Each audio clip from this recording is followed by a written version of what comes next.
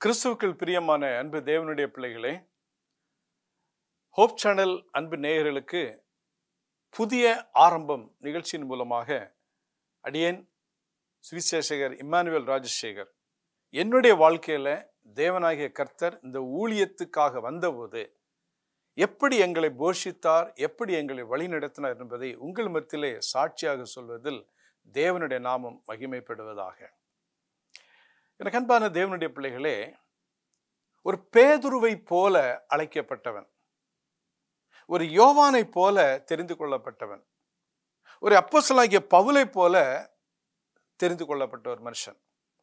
அப்ப இவருடைய வாழ்க்கையிலே ஆண்டவராயிருக்கிற தேவன் எப்படிப்பட்ட காரியங்களை செய்தார் என்று சொல்லி எண்ணி பார்க்கும்போது அநேகமாயிரம் அற்புதங்களை செய்திருக்கிறார். நான் முதல்ல ஆண்டவருடைய மகிமைக்காக இந்த சினிமா துறையில இருந்து வெளியே வந்து ஒரு பெரிய ஆக்சிடென்ட் மூலமாக கர்த்தராயிருக்கிற இயேசு கிறிஸ்துவை ஏற்றுக்கொண்டு இனிமேல் நான் சினிமா நடிக்க மாட்டேன்ங்கிற முடிவு செய்து கர்த்தருடைய ஊழியத்திற்காக வந்தாயிற்று.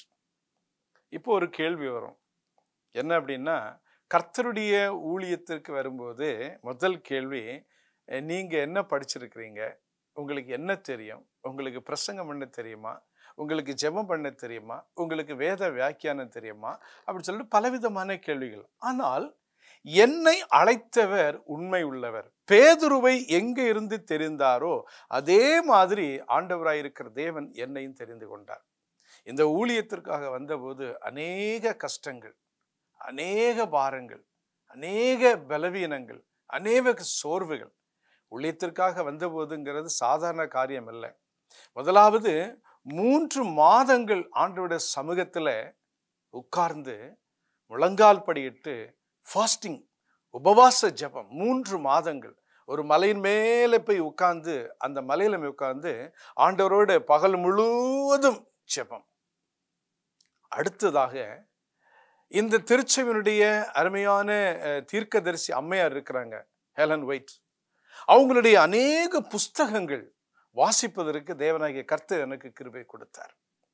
இப்ப இந்த புஸ்தகங்களை வாசிக்கவும் இந்த ஜெபத்தையும் இந்த வேத புஸ்தகத்தையும் வாசிக்கும் போது நம்முடைய வாழ்க்கையிலே ஒரு மாற்றம் நம்மளை அறியாமலே வெளிப்பட்டது.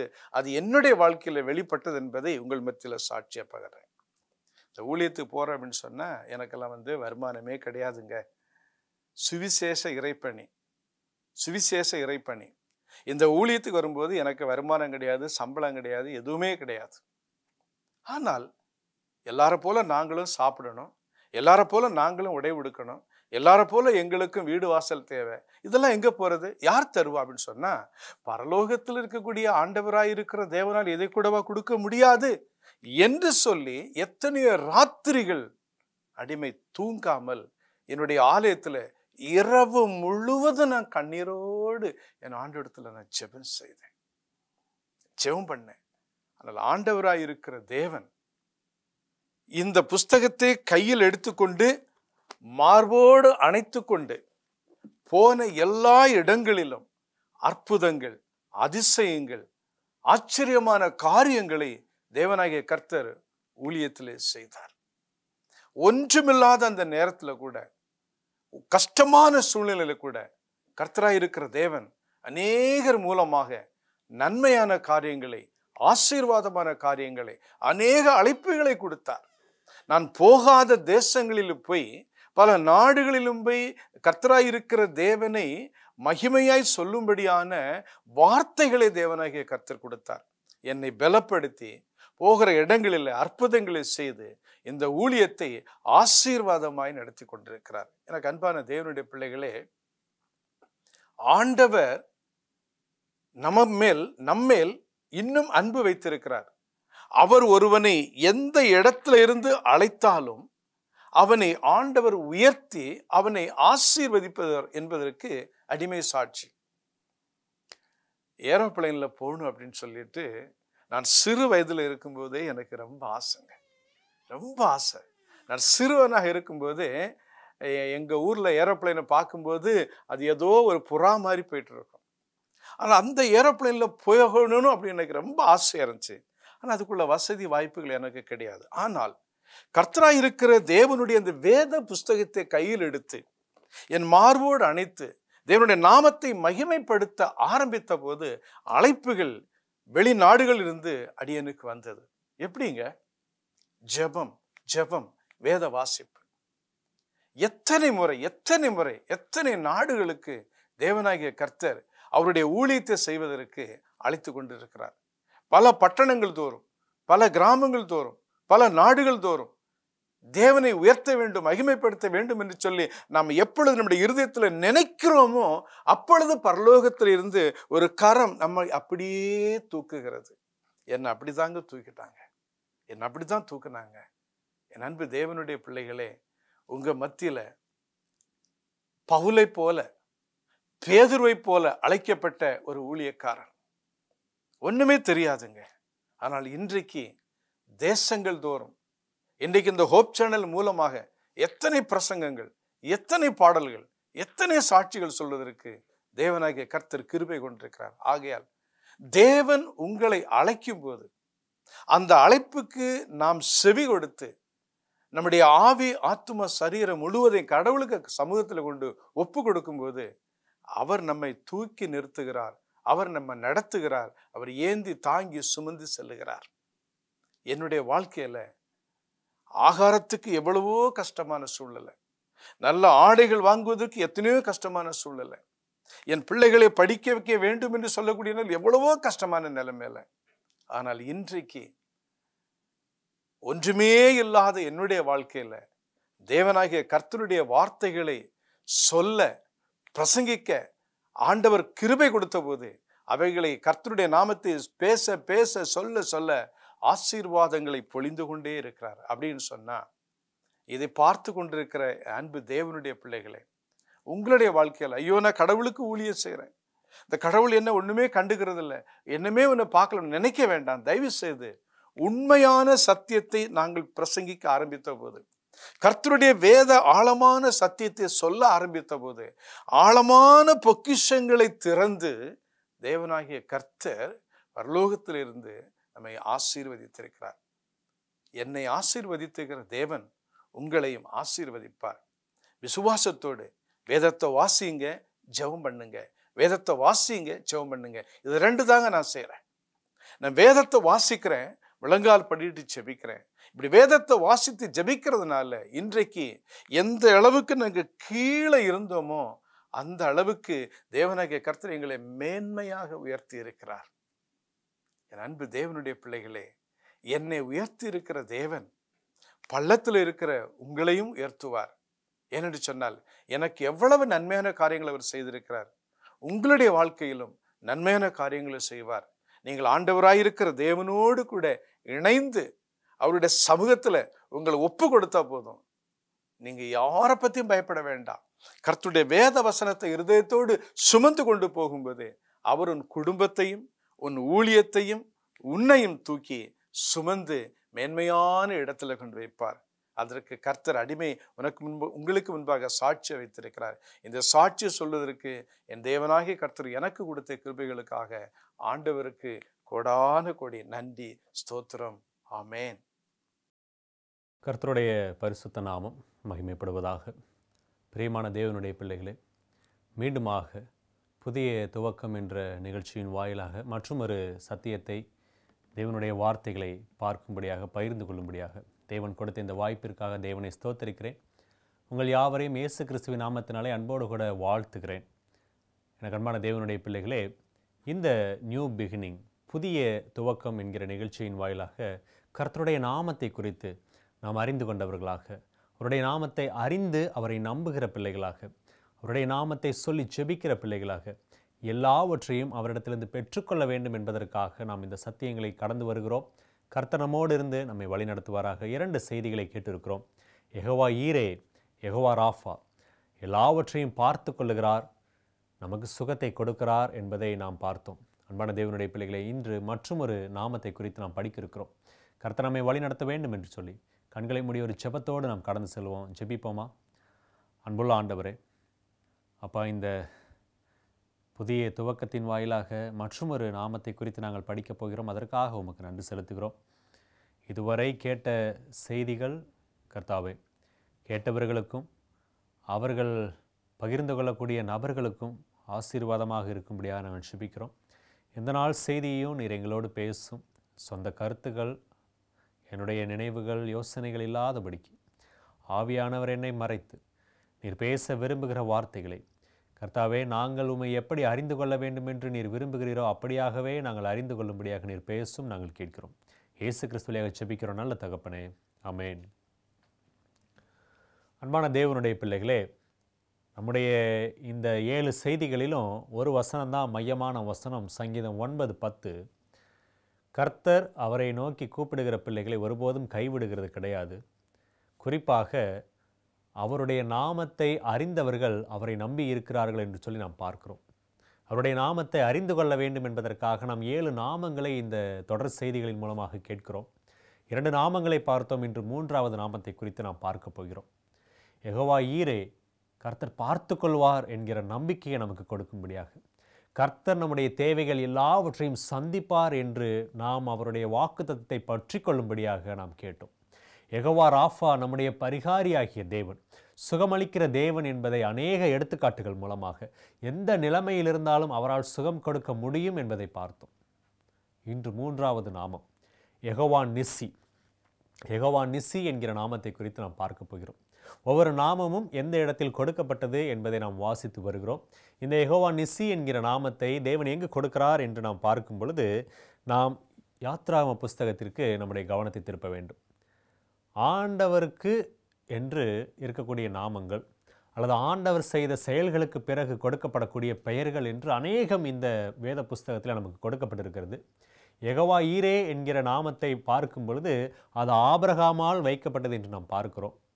கர்த்தர் பார்த்து கொள்வார் என்ற நம்பிக்கையோடு அவர் சொன்ன ஒரு பெயராக பார்க்கிறோம். இந்த இடத்திலே நாம் பார்க்க போகிற இந்த நாமமும் யெகோவா நிஸ்ஸியும் எப்படி வருகிறது என்பதை நாம் அறிந்து கொள்வதற்கு யாத்ராகமம் 17ஆம் அதிகாரத்திற்கு நம்முடைய கவனத்தை திருப்ப வேண்டும். இந்த 17ஆம் அதிகாரத்தினுடைய பின்னணியை நாம் பார்த்தோம் என்றால், இந்த பெயருக்கும் அந்த பெயருக்கான அர்த்தத்திற்கும் அந்த அர்த்தத்திலிருந்து நமக்கான ஆவிக்குரிய பாடத்திற்கும் நிறைய தொடர்புகள் இருப்பதை நாம் அறிந்து கொள்ள முடியும்.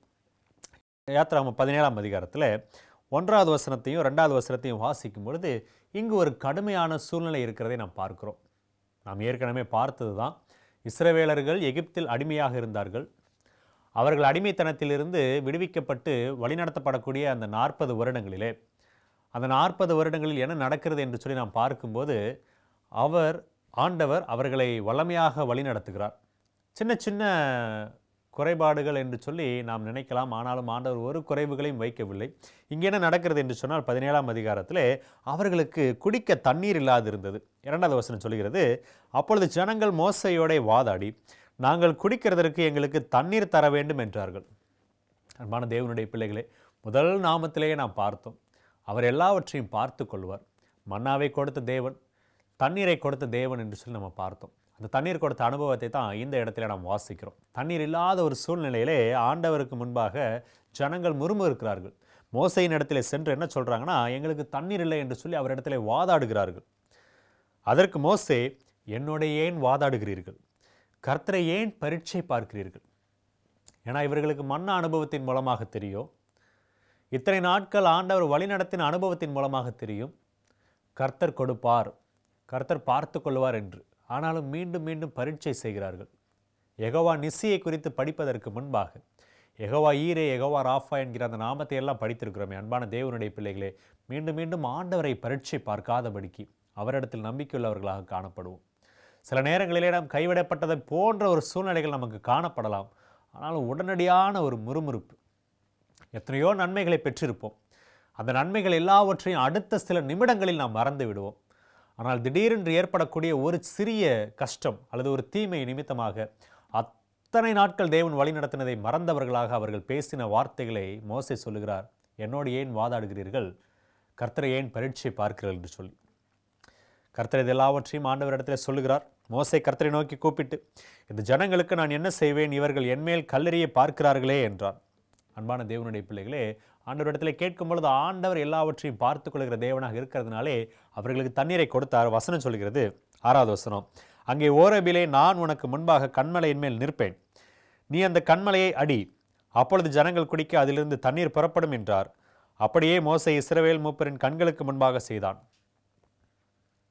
பிரியமான தேவனுடைய பிள்ளைகளே, மன்னாவை கொடுத்த தேவன், தண்ணீரை கொடுத்த தேவன் எல்லாவற்றையும் கொடுப்பார் என்ற நம்பிக்கையுடைய ஜனங்களாக அவர்கள் இருந்திருக்க வேண்டும். மாறாக அவர்கள் தேவனை பரீட்சை பார்த்தார்கள். தேவனால் கொடுக்க முடியுமா? இந்த இடத்துல எதுவுமே இல்லையே, எதுவுமே இல்லாத இடத்தில் அவரால் கொடுக்க முடியுமா என்கிற ஒரு சந்தேகம் இருந்தது.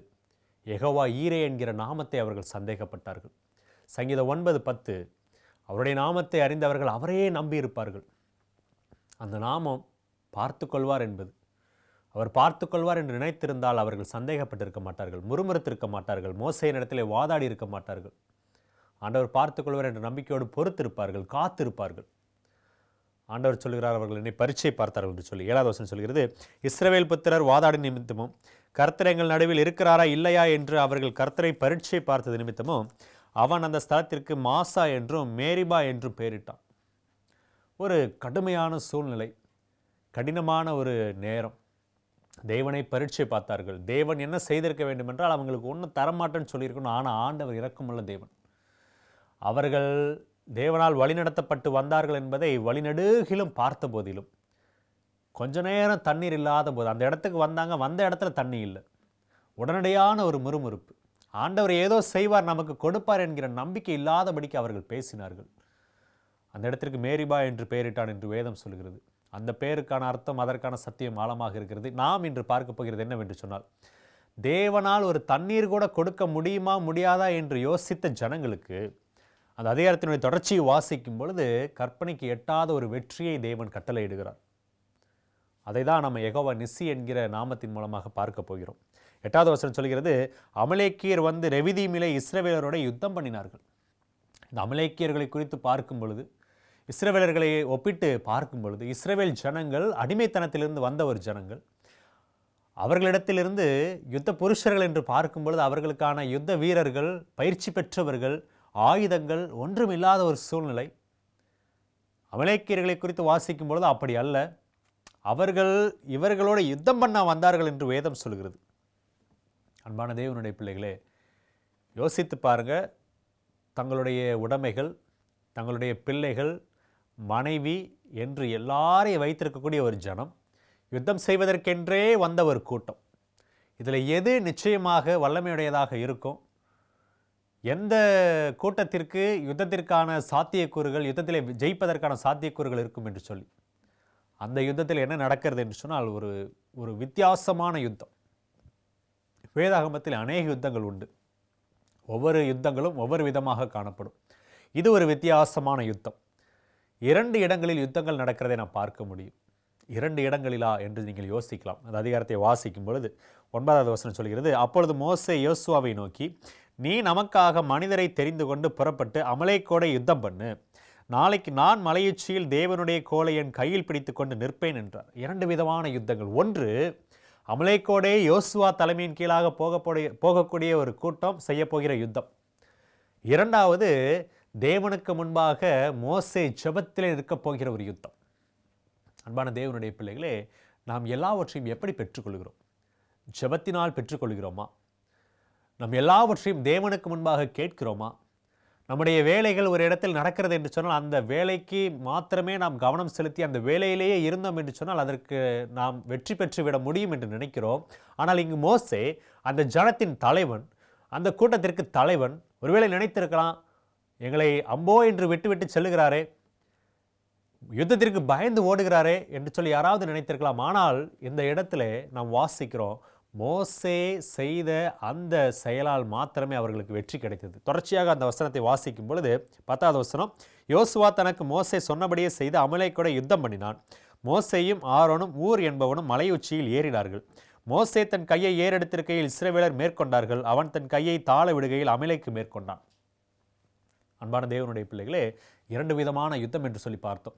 கீழே நடக்கக்கூடிய யுத்தத்திலே யோசுவா அமலேக்கை மேற்கொள்ள வேண்டும் என்றால் மேலே நடக்கக்கூடிய யுத்தம். தேவனுக்கு முன்பாக தன் கைகளை ஏறெடுத்து வைத்திருக்கக்கூடிய மோசே அந்த கைகளை தளர்விடாதபடிக்கு உயர்த்தி இருக்கும் பொழுது இஸ்ரவேல் ஜனங்கள் அமலேக்கை மேற்கொண்டார்கள் என்று பார்க்கிறோம். அன்பான தேவனுடைய பிள்ளைகளே, உங்களுடைய வாழ்க்கையில் நீங்கள் செய்யக்கூடிய வேலைகள் எதுவாக இருந்தாலும் அந்த வாழ்க்கையில் வெற்றி கிடைக்க வேண்டுமா? அந்த வேலையில் வெற்றி கிடைக்க வேண்டுமா? நீங்கள் தேவனிடத்திலே ஜெபம் பண்ணி அதை பெற்றுக்கொள்ள வேண்டும். ஒருவேளை நீங்கள் நினைக்கலாம், எனக்கு இந்த வேலை முக்கியமானதாக இருக்குது, அந்த வேலையை முடிச்சுட்டு வந்து நான் ப்ரேயர் பண்ணுவேன், அந்த வேலையை முடிச்சுட்டு வந்துட்டு ஆண்டவருக்கு நன்றி செலுத்துவேன் என்று சொல்லி. அன்பான தேவனுடைய பிள்ளைகளை, நீங்கள் ஆண்டவரிடத்தில் அந்த வேலைக்காக எவ்வளவு அதிகமாக கேட்கிறீர்களோ, ஜெபிக்கிறீர்களோ, அவ்வளவு அதிகமாக உங்களுக்கு அந்த வேலை சுலபமாகவும் எளிமையாகவும் வெற்றியானதாகவும் முடியும். இந்த யுத்தத்திலே எப்பொழுதெல்லாம் மோசேயினுடைய கை உயர்ந்திருந்ததோ அப்பொழுதெல்லாம் இஸ்ரவேல் ஜனங்கள் மேற்கொண்டார்கள். 12வது வசனம் சொல்கிறது, மோசேயின் கைகள் அசந்து போயிற்று. அப்பொழுது அவர்கள் ஒரு கல்லை கொண்டு வந்து அவன் கீழே வைத்தார்கள். அதன் மேல் உட்கார்ந்தான். ஆரோனும் ஊரும் ஒருவன் ஒரு பக்கத்திலும் ஒருவன் மறுபக்கத்திலும் இருந்து அவன் கைகளை தாங்கினார்கள். இவ்விதமாய் அவன் கைகள் சூரியன் அஸ்தமிக்கும் வரைக்கும் ஒரே நிலையாயிருந்தது. 2 பேர் உடனாக இருந்து அவருடைய கைகளை உயர்த்தி பிடித்தார்கள். கூடி ஜெபிக்கிற அனுபவம் நம்ம இடத்துல காணப்படுகிறதா? உங்களுடைய வாழ்க்கையில் நீங்கள் ஆண்டவரை புதிதாக ஏற்றிருக்கலாம், அல்லது அநேக நாட்களாக ஆண்டவரை அறிந்த பிள்ளைகளாக காணப்படலாம். அன்பான தேவனுடைய பிள்ளைகளை, எப்படியாக இருந்தாலும் மோசேயினுடைய இந்த எடுத்துக்காட்டு யோசுவா யுத்தத்தில் மேற்கொள்ள வேண்டும் என்றால் மோசே தன்னுடைய கைகளை உயர்த்தி இருக்க வேண்டும். நீங்கள் ஜெபத்திலே ஊக்கமாக தரித்திருந்து ஜெபித்த எதுவாக இருந்தாலும் உங்களுடைய வாழ்க்கையில் நிச்சயமாக நிறைவேறும் என்பதற்கு சிறந்த எடுத்துக்காட்டு. இங்கு மிகப்பெரிய ஒரு வெற்றி.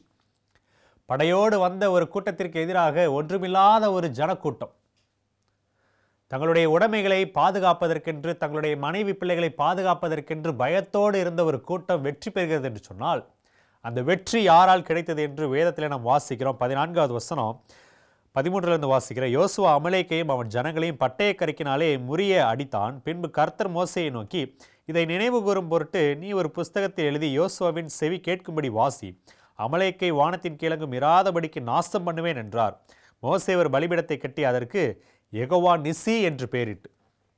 அன்பான தேவனுடைய பிள்ளைகளை, அந்த இடத்தில் மோசே பலிபீடத்தை கட்டுகிறார். அந்த இடத்திலே கட்டப்பட்ட அந்த பலிபீடத்திற்கு யெகோவா நிசி என்று பெயரிடுகிறார். எதற்கு என்று சொன்னால் அதற்கான பொருள், தேவனே எங்கள் வெற்றி கொடி. வெற்றி கொடி, வெற்றியை கொடுக்கிறவர், அவர் வெற்றியை கொடுக்கிற தேவன் என்பதற்கான நாமமாக யெகோவா நிசி காணப்பட்டது. அன்பான தேவனுடைய பிள்ளைகளை, உங்களுடைய வாழ்க்கையிலே நீங்கள் எந்த வேலையை செய்தாலும் அதில் வெற்றி பெற வேண்டுமா? உங்களுடைய வாழ்க்கையில், உங்களுடைய குடும்பத்தில், உங்களுடைய வேலையில் எதுவாக இருந்தாலும் சரி, நீங்கள் வெற்றியை ருசிக்க வேண்டுமா? ஆண்டவரால் உங்களுக்கு அதை கொடுக்க முடியும். யெகோவா நிசி என்கிற நாமத்தின் மூலமாக நாம் அறிந்து கொள்வது என்னவென்றால் அவர் நம்முடைய வெற்றி கொடி. சங்கீதம் 20 ஒரு வசனத்தை நான் வாசிக்கிறேன். 20வது சங்கீதத்தில் 5வது வசனத்தை நான் உங்களுக்காக வாசிக்கிறேன். 20வது சங்கீதம் 5வது வசனம். நாங்கள் உமது ரட்சிப்பினால் மகிழ்ந்து எங்கள் தேவனுடைய நாமத்திலே கொடியேற்றுவோம். உமது வேண்டுதல்களை எல்லாம் கர்த்தர் நிறைவேற்றுவாராக. அன்பான தேவனுடைய பிள்ளைகளே, நாம் மகிழ்ந்து வெற்றி கொடி ஏற்றுவோம். எப்பொழுது வெற்றி கொடியை ஏற்றுவோம் என்று சொன்னால், நம்முடைய வேண்டுதல்கள் எல்லாவற்றையும் அவர் நிறைவேற்றும் பொழுது. அவரே நமக்கு வெற்றியை தர வல்லமையுள்ள தேவனாக இருக்கிறார். மோசே, யோசுவா, ஆரோன், ஊர் இவர்கள் எல்லாரும் தேவனாலே அந்த வெற்றியை பெற்றுக்கொண்டோம் என்பதை உணரும்படியாக, மற்றவர்களுக்கு அறிவிக்கும்படியாக அந்த இடத்துல பலிபீடத்தை கட்டி யெகோவா நிசி என்று பெயரிட்டார்கள். தேவனே எங்களுடைய வெற்றி கொடி. அந்த காலகட்டத்திலே யுத்தத்திற்கு செல்லக்கூடியவர்கள் தங்களுக்கு முன்பாக தங்களுடைய கொடியை எடுத்துச் சொல்வார்கள். அந்த கொடி தங்களுடைய படைக்கான அடையாளம். அந்த கொடியே தங்களுடைய படைக்கான அடையாளம். யார் போரில் மேற்கொண்டு ஜெயிக்கிறார்களோ அவர்களுடைய கொடியானது அந்த கோட்டையிலே ஏற்றப்படும். அதுவே வெற்றி கொடி. அன்பான தேவனுடைய பிள்ளைகளே, தேவன் எப்பொழுதும் நம்மோடு இருக்கிறார். அவருடைய நாமத்தை குறித்து நாம் பார்க்கும் பொழுது அவர் நம்முடைய வெற்றி கொடியாக காணப்படுகிறார். அந்த கொடியோடு நாம் செல்கிறோம் என்று சொன்னால் நிச்சயமாக நமக்கு வெற்றி கிடைக்கும். இன்னொரு வசனத்தை கூட நான் வாசிக்கிறேன். ஏசாயா 11ஆம் அதிகாரத்தில் 10வது வசனம். ஏசாயா தீர்க்கதரிசியின் புஸ்தகம் 11ஆம் அதிகாரத்தில் 10வது வசனத்தை நான் உங்களுக்காக வாசிக்கிறேன். அக்காலத்திலே ஜனங்களுக்கு கொடியாக நிற்கும் ஈசாயின் வேருக்காக ஜாதிகள் விசாரித்து கேட்பார்கள். அவருடைய தாபரஸ்தலம் மகிமையாயிருக்கும். யார் அந்த வெற்றி கொடி என்று சொன்னால் இயேசு கிறிஸ்து. இங்கு வசனம் சொல்கிறது, ஜனங்களுக்கு கொடியாக நிற்கும் ஈசாயின் வேர். ஈசா எனும் அடிமரத்திலிருந்து அந்த வம்சத்திலே வந்தவர் இயேசு கிறிஸ்து. இயேசு கிறிஸ்துவே நமக்கு வெற்றி கொடியாக காணப்படுகிறார். இயேசு கிறிஸ்துவனுடைய நாமத்தினாலே நாம் நிச்சயமாக வெற்றி பெற முடியும். அவரால் செய்ய முடியாத ஒன்றுமே இல்லை என்று சொல்லி பார்த்தோம். அன்பான தேவனுடைய பிள்ளைகளே, அவர் நம்முடைய சரீரப்பிரகாரமான தேவைகளாகிய ஆகாரம், நீர், உடை எல்லாவற்றையும் போஷிக்கிறார், பார்த்து கொள்வார். நம்முடைய சரீரத்திலே காணப்படக்கூடிய பலவீனங்கள், நோய்கள் எல்லாவற்றையும் நீக்கி நமக்கு சுகமளிக்கக்கூடிய யெகோவா ராஃபாவாக இருக்கிறார்.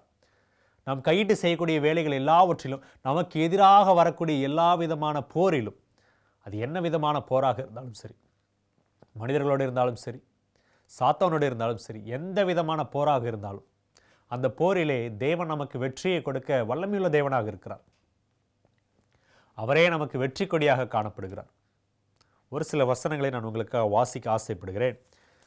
நீதிமொழிகளின் புஸ்தகத்திலே 16ஆம் அதிகாரம், நீதிமொழிகள் 16ஆம் அதிகாரத்திலே 3வது வசனத்தை நாம் வாசிப்போம். உன் செய்கைகளை கர்த்தருக்கு ஒப்புவி, அப்பொழுது உன் யோசனைகள் உறுதிப்படும். நிறைய நேரங்களிலே நாம் நம்முடைய சொந்த பலத்தையும் நம்முடைய சொந்த முயற்சிகளையும் நாம் நம்பிக்கொண்டு அதன் மூலமாக வெற்றி கிடைக்கும் என்று நாம் நினைக்கிறோம். அன்பான தேவனுடைய பிள்ளைகளே, அந்த யாத்ராகமம் 17ஆம் அதிகாரத்தை நினைத்து பாருங்கள். ஜனங்கள் தேவன் தங்களுக்கு தண்ணீர் தரவில்லை என்று அவர் மீது முறுமுறுத்த போதிலும், அமலேக்கியர்கள் வந்து நின்றபோது மோசே மலையில் ஏறி தன்னுடைய கைகளை உயர்த்தும் போது தேவன் அதை ஜெபமாக ஏற்றுக்கொண்டு யோசுவாவை அமலேக்கை முறியடிக்கும்படி செய்தார். அதே போல் நம்முடைய வாழ்க்கையிலும் நாம் அநேக நேரங்களிலே நம்முடைய முதுகை தேவனுக்கு காட்டியிருப்போம். நாம் பின்னாக போயிருப்போம்.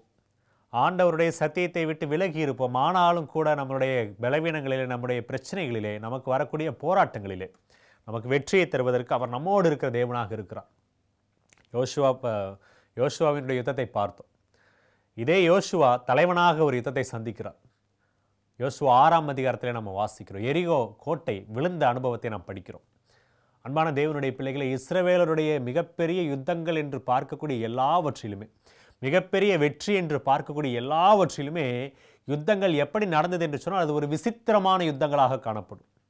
யாத்ராகமம் 17ஆம் அதிகாரத்தில் நம்ம பார்த்தோம், மோசே கையை உயர்த்தினார், இங்கு மேற்கொண்டார்கள். ஒரு விசித்திரமான யுத்தம், யாராலும் கற்பனை செய்ய முடியாத ஒரு யுத்தம். யோசுவா 6ஆம் அதிகாரத்தை எடுத்து வாசித்து பார்க்கும் பொழுது எல்லாரும் பட்டணத்தை சுற்றி வர வேண்டும். தினந்தோறும் ஒரு முறை பட்டணத்தை சுற்றி வர வேண்டும். ஆசாரியர்கள் பெட்டிக்கு முன்பாக செல்ல வேண்டும், எக்காலத்தை ஊத வேண்டும், எல்லாரும் அமைதியாக செல்ல வேண்டும். அன்பான தேவனுடைய பிள்ளைகளை, எல்லாமே விசித்திரமான யுத்தங்கள். வெற்றியை கொடுக்கிற தேவன், வெற்றிக்கு தேவனே காரணம் என்பதை அறிந்து கொள்ள வேண்டும் என்கிற விதத்திலே கொடுத்தார். ஒவ்வொரு யுத்தத்தையும் நீங்கள் பார்க்கும் பொழுது அந்த யுத்தங்கள் எல்லாம் நமக்கு கற்றுக் கொடுக்கக்கூடிய பாடம் என்னவென்று சொன்னால், நம்மால் ஒன்றுமே முடியாது, வெற்றிக்கு காரணம் தேவன் மாத்திரமே என்று நாம் ஆழமாக நம்முடைய இருதயத்திலே பதித்து வைக்க வேண்டும் என்பதற்காகவே அந்த யுத்தங்கள் எல்லாம் அப்படிப்பட்ட விதத்திலே நடந்தது. யாத்ராகமம் 14:14 வாசிக்கும் பொழுது, கர்த்தர் யுத்தம் செய்வார், நீங்கள் சும்மா இருப்பீர்கள் என்று வேதம் சொல்கிறது. யோசுவா 6ஆம் அதிகாரத்தில் அதை நம்ம பார்க்கிறோம். 7வது நாளோ 7 தரம் சுற்றி வர வேண்டும். எக்காலம் ஊதும் பொழுது நீங்கள் ஆர்ப்பரியுங்கள். அப்பொழுது கோட்டை இடிந்து விழும். யார் எந்த இடத்தில் இருக்கிறீர்களோ நீங்கள் அந்த இடத்தில் ஏறி செல்லுங்கள் என்று ஆண்டவர் சொன்னார். அன்பான தேவனுடைய பிள்ளைகளை, யோசுவா புஸ்தகத்திலே அந்த அனுபவத்தை பார்க்கிறோம். அப்படியே அந்த யோசுவா புஸ்தகத்தில் 7ஆம் அதிகாரத்தை வாசித்து பார்க்கும் பொழுது ஒரு வித்தியாசமான அனுபவம். யோசுவா 6ஆம் அதிகாரத்தை 7ஆம் அதிகாரத்தை நீங்கள் ஒப்பிட்டு படித்து பாருங்கள். யோசுவா 6ஆம் அதிகாரத்தில் ஜனங்கள் ஒன்றும் செய்யவில்லை, தேவன் சொன்னதை செய்தார்கள். யோசுவா 7ஆம் அதிகாரத்தை எடுத்து வாசிக்கும் பொழுது 2வது வசனம் சொல்கிறது, யோசுவா எரிகோவிலிருந்து பெத்தேலுக்கு கிழக்கில் உள்ள பெத்தாவேன் சமீபத்தில் இருக்கிற ஆயி பட்டணத்துக்கு போகும்படி ஆட்களை அனுப்பி, நீங்கள் போய் அந்த நாட்டை வேவு பாருங்கள் என்றான். அதற்கு அந்த மனுஷர் போய் ஆயியை வேவு பார்த்து யோசுவாவினிடத்தில் திரும்பி வந்து அவனை நோக்கி, ஜனங்கள் எல்லாரும் போக வேண்டியதில்லை, ஏறக்குறைய 2000-3000 பேர் போய் ஆயியை முறியடிக்கலாம். எல்லா ஜனங்களையும் அங்கே போகும்படி வருத்தப்படுத்த வேண்டியதில்லை, அவர்கள் கொஞ்சம் பேர் தான் என்றார்கள். பிரியமான தேவனுடைய பிள்ளைகளை, இந்த 2 யுத்தத்தையும் நம்ம ஒப்பிட்டு படித்து பார்த்தோம்னு சொன்னால் எங்கு தவறு நடந்தது என்பதை நாம் அறிந்து கொள்ள முடியும். ஆகான் என்பவன் ஒருவன் செய்த தவறினாலே அந்த இடத்துல தோல்வி வந்தது. ஆனால் அதற்கு முன்பாக எரிகோ என்கிற பட்டணத்தை இவர்களுடைய சொந்த பலத்தினால் இவர்கள் மேற்கொண்டது போல ஆயி பட்டணத்தை பார்த்து வந்த நபர்கள் சொல்கிறாங்க, அங்கே ரொம்ப கொஞ்சம் பேர் தான் இருக்கிறாங்க, நம்ம எல்லாரும் போக வேண்டிய அவசியம் இல்லை, 2000 பேர் 3000 பேர் போனால் மட்டும் போதும் என்று சொன்னாங்க. அங்குதான் மனிதன் தவறுகிறான். பிரியமான தேவனுடைய பிள்ளைகளை, ஒருவேளை நம்முடைய வெற்றி நம்மளுடைய செயலினால் கிடைத்தது என்று நாம் நினைக்கலாம். அப்படி நாம் நினைத்த மாத்திரத்திலேயே நமக்கு தோல்வி துவங்குகிறது என்பதை அறிந்து கொள்ள வேண்டும். எப்பொழுது நாம் தேவனை முன்னிறுத்தாமல் மனிதனை நினைக்கிறோமோ அப்பொழுது நம்முடைய தோல்வி துவங்குகிறது என்பதை நாம் அறிந்து கொள்ள வேண்டும். அதனுடைய விளைவு, அந்த இடத்துல 36 பேர் வெட்டுண்டார்கள் என்று வேதம் சொல்கிறது. அதன் பிறகு யோசுவா தலையிலே புழுதியை கொட்டி கொண்டவனாக தரையிலே கிடந்து நாள் முழுவதும் தேவனை நோக்கி காத்திருந்தான். ஒவ்வொரு யுத்தத்தையும் பார்க்கும் பொழுது ஒரு வித்தியாசமான யுத்தங்கள். எப்பொழுதெல்லாம் தேவன் வித்தியாசமான யுத்தத்தை அனுப்புகிறாரோ, தேவன் சொன்ன மாதிரி இந்த ஜனங்கள் நடக்கிறார்களோ, அப்பொழுதெல்லாம் அவர்களுக்கு வெற்றி கிடைத்திருக்கும். 2 நாளாகமம் 20ஆம் அதிகாரம் மற்றும் ஒரு வித்தியாசமான யுத்தம். யோசபாத் என்கிற ஒரு ராஜா பாடல் பாடுவதற்கென்று தன்னுடைய யுத்தத்திற்கு முன்பாக பாடல் பாடுவதற்கென்று ஒரு பாடல் குழுவை நியமித்தான். யுத்தத்திற்கு செல்லக்கூடிய இடத்திலே பாடல் குழு என்ன செய்கிறார்கள் என்று யாரும் தெரியாத ஒரு நிலைமையில் இருந்தாங்க. அவன் தேவனை விசுவாசித்தான், கர்த்தருடைய தீர்க்கதரிசியை நம்பினான், பாடல் குழுவை தேவனை துதித்து பாடுவதற்கென்று முன்பாக அனுப்பினான். அந்த இடத்துல மிகப்பெரிய ஒரு வெற்றி.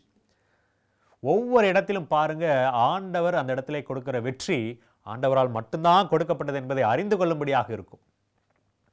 எந்த ஒரு மனிதனாலோ புய பலத்தினாலோ பராக்கிரமத்தினாலோ அல்ல. சகரியா புஸ்தகத்தில் நாம் வாசிப்போம், பலத்தினாலும் அல்ல பராக்கிரமத்தினாலும் அல்ல, தேவனுடைய ஆவியினாலே ஆகும் என்று சேனைகளின் கர்த்தராகிய தேவன் சொல்லுகிறார் என்று.